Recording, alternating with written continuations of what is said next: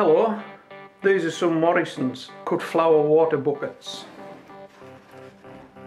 99p for 8.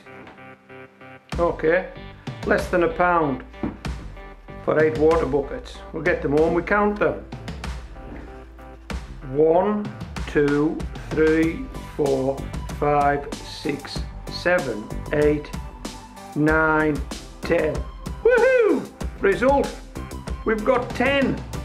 There's 10 in the bundle for 99p, and that's not unusual. Most of the bundles have 10 in. So these water buckets cost less than 10p each. Cheap as chips. Okay.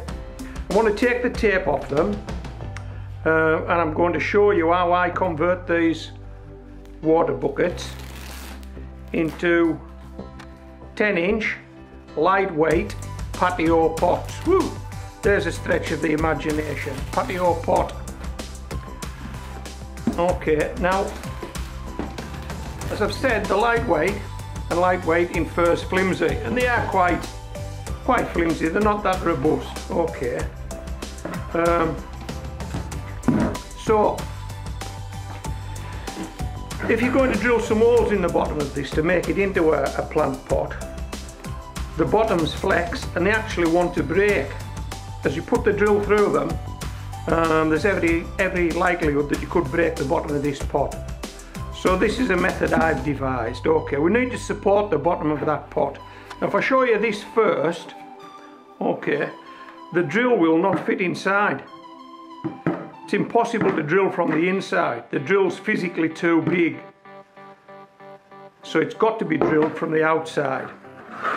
Okay, we've got to go in here. Now if we go in here, as we break through, there's every chance we'll split the bottom of this pot. So this is what I do.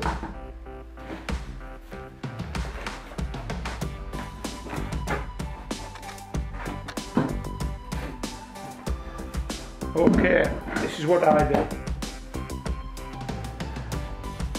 You need a block of wood. Okay, if you've got a tall enough block that this pot will stand on, it'll support that bottom. But if you haven't got a tall enough block, something like this will do. Okay, pop that on top. This is now going to give us the support for us to drill this pot. Okay.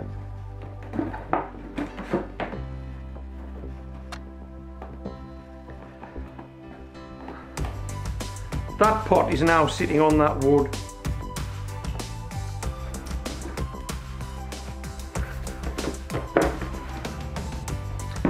That piece of wood is too big. Let's go and get a smaller piece.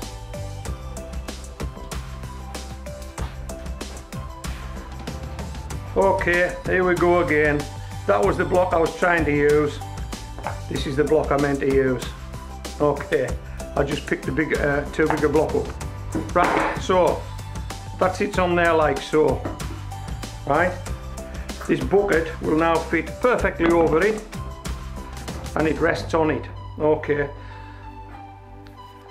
this is real time, and this is how long it takes to put 5 holes in here.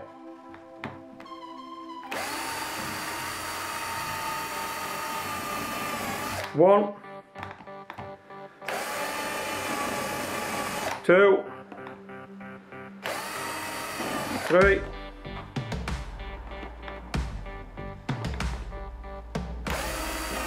4, 5. Okay. That bucket is now a plant pot. How quick was that? A couple of minutes and all 10 would be done. But you don't need to see that, so I'll press on with this video because there's one or two other things I want to talk about. Okay.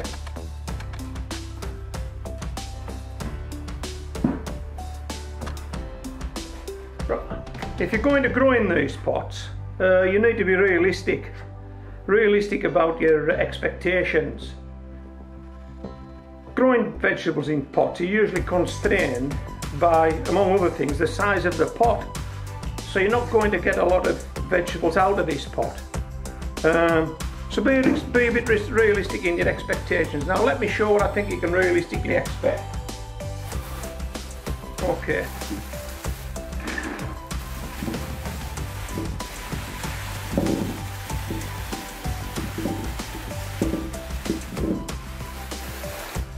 I think realistically you can expect that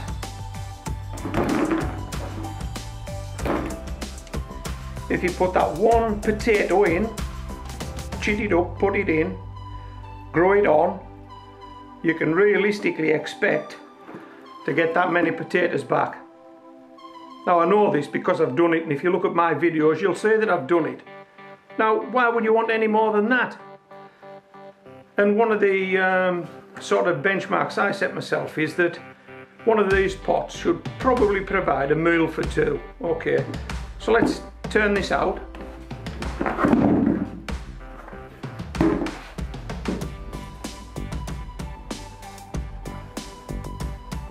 Got to be a meal for two, hasn't it? When you put some more veg with that, probably some meat and some fish, just veg if you're vegetarian. Meal for two. One in, all those out. Okay. 2 inches compost in the bottom. Sit that in the middle of it. Half fill it. Will you see the growth? Top it off. Stand it on your patio. That is a patio pot. Stretch for the imagination. Used to be a cut flower water bucket, but it's now a patio pot, and it's very lightweight. Which leads me on to another subject. Disabled gardening. What are the constraints of disabled gardening? Well, access is one. Okay, if you're disabled you might struggle to actually get the veg patch. But if you've got a patio or a path, that's an all different ball game. If you're in a wheelchair or if you're using sticks or a walking aid, you need level ground, you need solid ground, so a path or a patio. Well, hey, what about standing these guys on it? They are lightweight. Even in a wheelchair I've often felt that provided you can get hold of these things, you can sit them on your knee within your chair, put your arm round and steer your chair or move your chair. I'm sure, well, if you're disabled and you're looking at this, you'll find a way. But I'll tell you now, if you take this with a potato plant in it and manoeuvre yourself next to a wheelbarrow and just clip off the top growth and turn that over into the wheelbarrow and get your hands into that compost and you pull these out, you'll feel great. You really will feel great. Okay.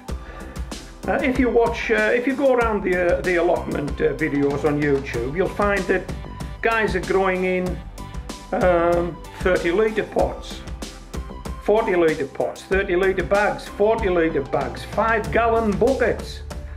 Well, I'm afraid if you're disabled, it's probably outside your capabilities. You just can't lift them, they're not manoeuvrable, they're far too heavy.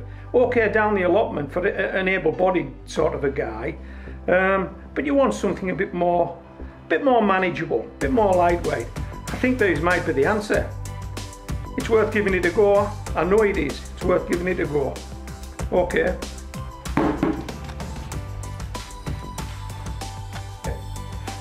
Let's have a look at carrots, because I've grown carrots in pots, and again, you need to be realistic in your expectations.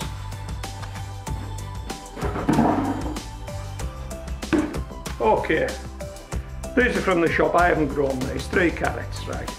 How many of these guys do you think you can get in there realistically to grow in that pot?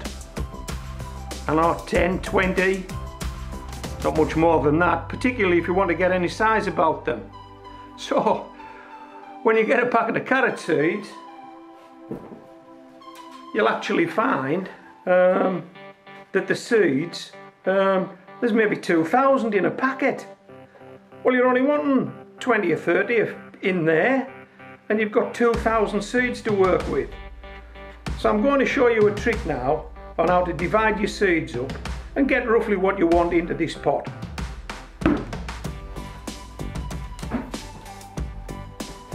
These are the carrots we'll be sowing later on in the year in the 10-inch pots. Okay, I've got 2 packets for you to look at here. These are Kingston, an F1 carrot, and if we look, there'll be a contents in here, and it tells me that there are 250 seeds in that packet.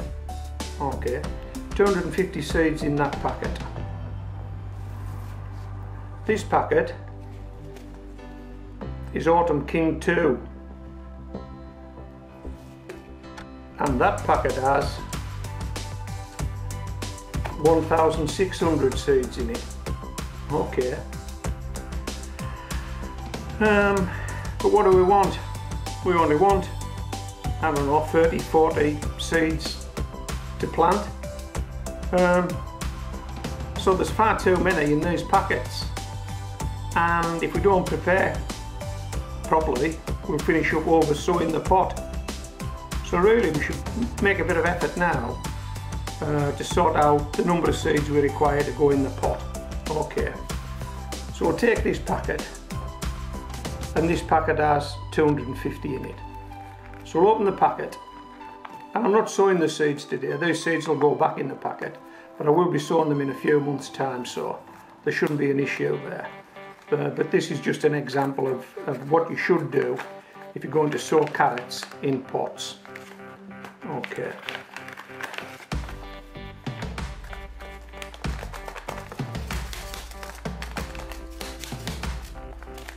Right, now it's also worth remembering that not every seed will germinate. How do I know that? I don't know that, it's a guess. Take a bit more off. I'll be very surprised if you sowed all of these seeds, all 250, and they all germinated. But anyway, 250. Right, let's pop them out on the table, see what 250 carrot seeds look like. That's 250 carrot seeds, believe it or not. Okay.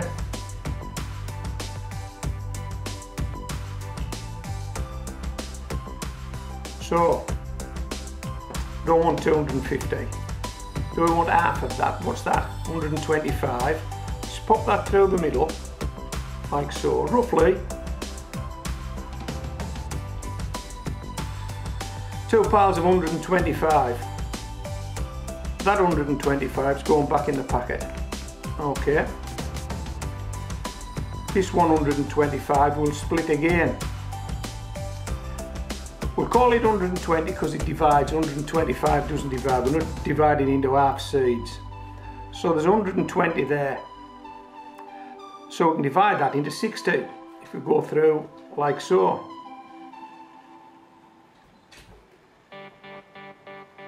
Two piles of 60. Now, if you want to sow 60, away you go. 60 carrots in a pot. Put those back in the packet.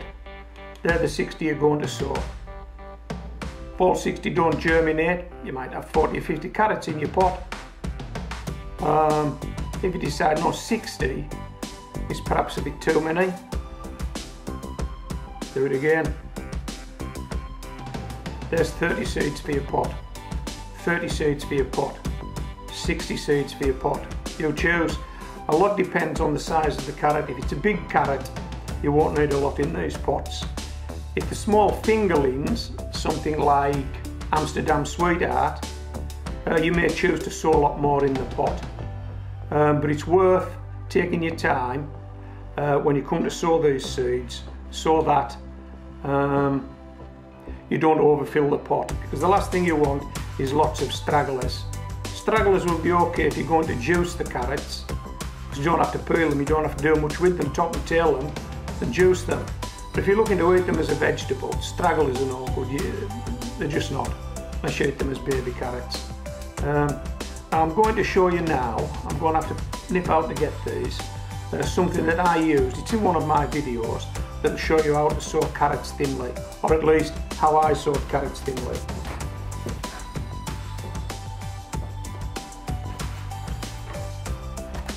This, I'm not too sure if you get all of this in shot, but it's the base from a 10-inch pizza.